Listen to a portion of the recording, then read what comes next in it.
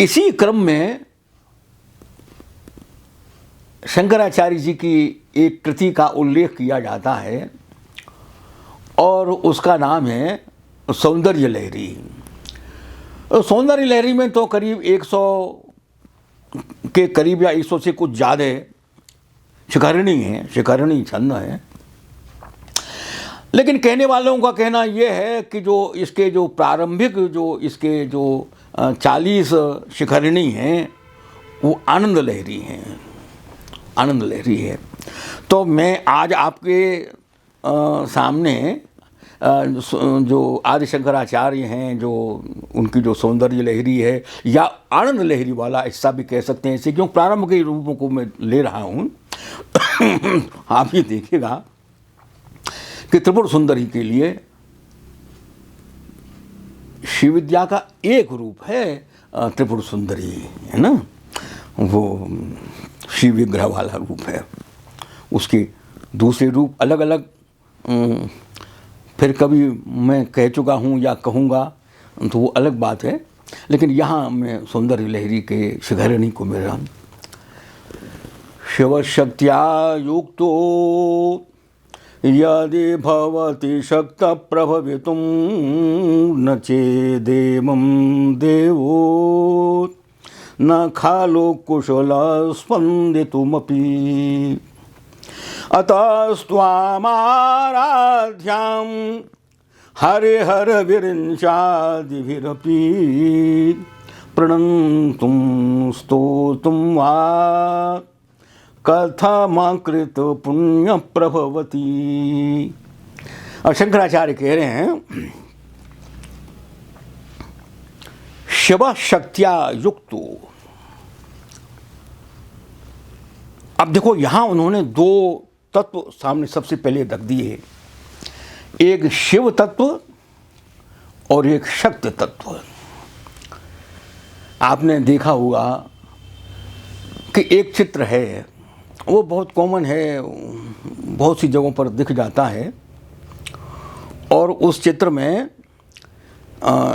शिव जो है वो सोए हुए हैं और उनकी छाती पर शक्ति है, वो काली के रूप में या देवी के रूप में खड़ी हुई है अपनी 4 भुजाओं के साथ।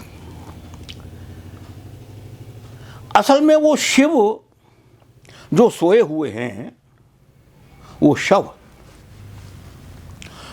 है। अब आगम परंपरा के साथ एक समस्या है पारिभाषिक शब्दावली की।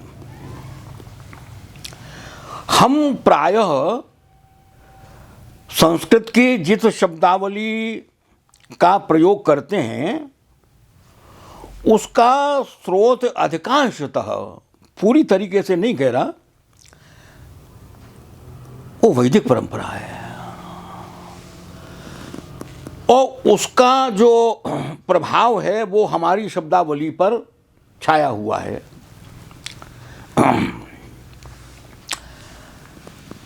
और जो आगम परंपरा की जो पारिभाषिक शब्दावली है, अब शब्द तो वही हैं लेकिन अवधारणाएं भिन्न हैं। अब शव जो शब्द है, अब ये तो पारिभाषिक शब्द है, यहां उसका अर्थ मुर्दा नहीं है। शव मुर्दे को ही कहते हैं, सभी लोग शव को मुर्दा ही कहेंगे भाई। सब जगह अस्पताल में यहाँ वहाँ सब जगह पर शव कहते हैं मुर्दे के लिए। लेकिन आगम परंपरा में शव शब्द मुर्दे के लिए नहीं है, ये शून्य के लिए है। और शून्य में जो शून्य की जो परिभाषा है बौद्ध परंपरा में, वही अवधारणा आगम परंपरा में शव की है। ये ठीक है कि कुछ यदि संदर्भ नहीं होंगे तब तो फिर उस शब्द के अर्थ की प्रतीति ही नहीं होगी, असंगत हो जाएगा। संगति तो होती है। शव में प्राण का संचार होना, शक्ति। तो वो जो शव है उस पर शक्ति खड़ी हुई है, देवी। अब आप ये देखिएगा कि किस प्रकार से जो आगम परंपरा के विद्वान या शोधी लोग हैं वो उसकी व्याख्या करते हैं, उसका विवेचन करते हैं। शव शब्द है, अब इसमें इकार जोड़ा, छोटी ई की मात्रा लगाई शा पर,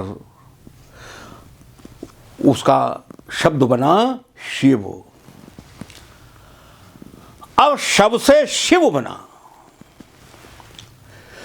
शून्य में प्राण का संचार हुआ, शून्य में शक्ति की प्रतिष्ठा हुई और शब्द बना शिव। और शिव की अवधारणा इतनी व्यापक, विश्व मंगल, विश्व का कल्याण। शिव सत्य है, सत्यम शिवम सुंदरम, वो शिव सुंदर है, वो शिव रस है। तो कहते हैं शिव शक्तिया युक्तो, शंकराचार्य कह रहे हैं वो तो शव था जब उसमें इकार रूप शक्ति का अधिष्ठान हुआ। सृष्टि की रचना कब हुई? जब शून्य में शक्ति की प्रेरणा हुई, प्राण जागृत हुए, इच्छा शक्ति का प्रादुर्भाव हुआ, शिश्रिक्षा, सृष्टि की इच्छा, एकोहम बहुश्याम, एक से बहुत हो जाऊं। अब यह एक से बहुत हो जाऊं कि जो तत्व है ना, शिश्रिक्षा का तत्व, आप इसको मनुष्य के रूप में या जीव के रूप में आप इसको संतान कामना कह सकते हैं। संतान कामना वो जो जिजीविषा है, शिश्रिक्षा का रूप लेता है, मेरी संतान हो। अब आप ये देखिएगा कि सृष्टि में ये जो शिश्रिक्षा का तत्व है, रचना का तत्व, शिश्रिक्षा रचना। अब तो सृष्टि शब्द का अर्थ तो रचना ही तो है ना। सृष्टि किसे कहते हैं? रचना के लिए। तो इस सृष्टि में वो जो रचना धर्मिता है, रचना की उत्सुकता, उत्कंठा, तीव्र इच्छा, अभिलाषा, आप ये देखिएगा और अधिक ज्यादा स्पष्ट होगा यदि मैं ये उदाहरण आपके लिए दूं कि वनस्पति मात्र को देखिएगा। वनस्पति किस प्रकार से आत्मविस्तार करता है। अब शिश्रिक्षा को आप आत्मविस्तार भी कह सकते हैं। प्रत्येक वनस्पति में बीज होता है और जिसमें बीज नहीं होता उसमें उसका जो अंग है, उसी वनस्पति का वो फैलता है और वो अपना आत्मविस्तार कर लेता है। और जो कुदरत है वो उन बीजों का प्रसार करती है, वो चाहे हवा हो, चाहे वो पानी हो। तो प्रत्येक वृक्ष में या प्रत्येक वनस्पति में जो बीज पैदा होता है वो क्या है? वो शिश्रिक्षा है, सृष्टि की रचना। वो एक पेड़ पैदा हुआ, उस एक पेड़ के मन में है शिश्रिक्षा, रचना का भाव, और उसने 1000 बीज पैदा किए। एक आम के वृक्ष ने 1000 आम के पेड़ पैदा कर दिए, एक नीम ने 1000 नीम पैदा कर दिए, एक वृक्ष ने 1000 बीज पैदा किए। ये बीज क्या है? बीज वो शिश्रिक्षा है, रचना की इच्छा। यही सृष्टि है, सृष्टि का बीज ही यही है। तो शिव शक्त्या युक्तो यदि भवत शक्तः प्रभवितुम, वो जो शून्य था जब सृष्टि रचना नहीं हुई थी वो शून्य था, शव था। उसमें जब प्राण का संचार हुआ, शिश्रिक्षा का उदय हुआ, इच्छा शक्ति का उदय हुआ, एक से बहुत हो जाऊं, रचना धर्मिता, रचना की शक्ति, शब शक्त्या युक्तो यदि भवत शक्त प्रभवितुम, वो शक्तवान बना, शक्त सशक्त हुआ, प्रभवितुम सृष्टि के लिए प्रभावशील हुआ, उसका प्रभवन हुआ, सृष्टि रचना का उसने विस्तार किया, नाना प्रकार के ब्रह्मांड पैदा हुए। तो शंकराचार्य कह रहे हैं कि इसका मूल रूप क्या है कि उस शून्य में शक्ति का संचार होना। तो शिव शक्त्या युक्तो यदि भवति शक्त प्रभवितुम न चेदेवं देवो न खालो कुशल स्पंदितुमपि। यदि वो शक्ति का संचार नहीं हुआ होता, न चेत, यदि शक्ति का संचार नहीं हुआ होता, प्राण का संचार नहीं हुआ होता, इच्छा शक्ति का उदय नहीं हुआ होता, तो स्पंदितुमपि, सृष्टि की रचना की तो बात बहुत दूर की बात है भाई। स्पंदन भी नहीं हुआ होता, धड़कन भी नहीं हुई होती, तिनका भी नहीं सरका होता, स्पंदितुमपि, स्पंदन भी नहीं हो सकता, धड़कन भी नहीं हो सकता। वो जो धड़कन जो होती है वो किस लिए होती है? प्राण का संचार हुआ, शक्ति का संचार हुआ, वो शक्ति तत्व है। श्री विद्या शक्ति की उपासना है, मूल में शक्ति है। अब यहां शक्ति के संबंध में उन्होंने पहली पंक्ति में विस्तार कर दिया कि यही शक्ति है, यही प्राण शक्ति है, यही शिक्षा है, यही एक से अनेक होने की कामना है, यही इच्छा शक्ति है जो उस शून्य में प्रभावित,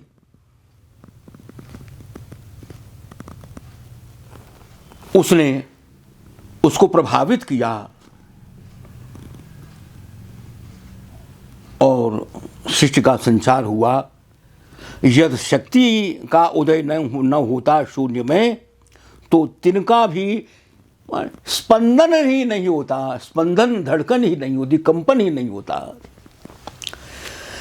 अतस्त्वामाराध्याम हरिहर विरिंचादिभिरपि, तो वो जो शक्ति है, अतः इसलिए त्वाम आराध्याम, इसलिए हे शक्ति तुम आराध्य हो। किसके लिए? हरे हरे विरंचादि विरपी, जो शिव, जो प्रलय के देवता हैं, जो ब्रह्मा, जो सृष्टि के देवता हैं, और विष्णु जो पालन के देवता हैं, वो तो तीनों, वो जो देवता हैं वो उस शक्ति के ही कारण हैं। वो शक्ति की ही उपासना कर रहे हैं, वो शक्ति की ही सेवा कर रहे हैं, शक्ति ही परिक्रमा कर रहे हैं कि वो जो इच्छा शक्ति है, उस इच्छा शक्ति उन तीनों के माध्यम से प्रभवनशील होती है। हरि हरि विरिंचादि विरपि आराध्याम, जो उन तीनों शक्तियों के जो देवता हैं, सृष्टि, स्थिति और प्रलय। सृष्टि की भी तीन अवस्थाएं हैं और प्रत्येक प्राणी की भी तीन अवस्थाएं हैं। जन्म होता है, जीवित रहता है, उसके बाद में श्री राम जय राम हो जाता है, प्रलय हो जाती है, लीन हो जाता है, लय हो जाता है। ये तीन ही जीवन की अवस्थाएं, इसलिए ये तीन ही देवता हैं, तीन ही अवस्थाएं उस सृष्टि की। और मूल में वो शक्ति है जो शून्य में प्रभवनशील होती है। तो आगे का वाक्य वो शंकराचार्य कहते हैं, प्रणंतुम स्तोतुम वा कथम कृत पुण्य प्रभवती। श्री विद्या के संबंध में आपने प्रश्न किया विकास जी। मैं तो ये मानता हूँ, शंकराचार्य, मैं क्या मान रहा हूँ, शंकराचार्य कह रहे हैं, शंकराचार्य कह रहे हैं प्रणंतुम स्तोतुम वा कथम अकृत पुण्य प्रभवती। ये इतना गहन जो सृष्टि विद्या का पहला अध्याय है, ये पहला श्लोक भी है, पहली शिखरणी भी है ये। तो वो कहते हैं, पहले ही में प्रारंभ में उन्होंने कह दिया इसको कि प्रणंतुम स्तोतुम वा कथम अकृत पुण्य प्रभवती, कि ये जो शक्तिवाद है, ये जो शक्ति का सिद्धांत है, ये जो शक्ति का ये जो रूप है, इसको प्रणंतुम, इसको प्रणाम करने में और स्तोतुम इसकी स्तुति करने में कथमाकृत पुण्य प्रभवती, जो अकृत पुण्य है, जिसके पुण्यों का संचय नहीं हुआ, जिसके पास पुण्यों का सोच नहीं है, कोच नहीं है,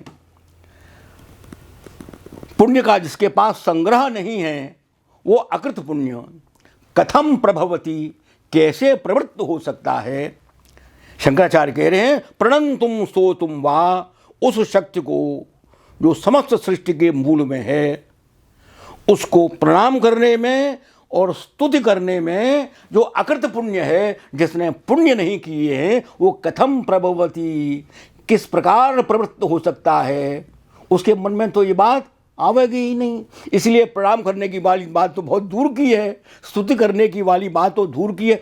सौंदर्य लहरी का ये पहली शिखरणी है, पहला छंद है ये। इसमें वो कहते हैं प्रणंतुम स्तोतुम वा कथमकृत पुण्य प्रभवती, के हे शक्ति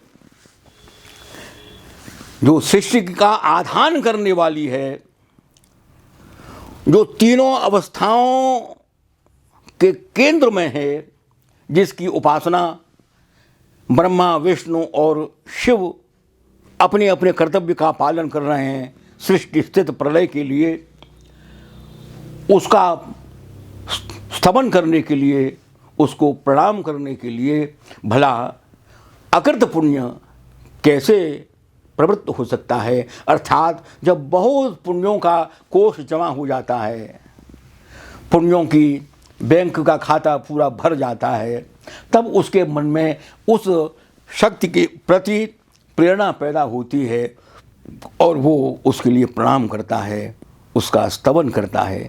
सौंदर्य लहरी की ये पहली शिखरणी है शंकराचार्य की।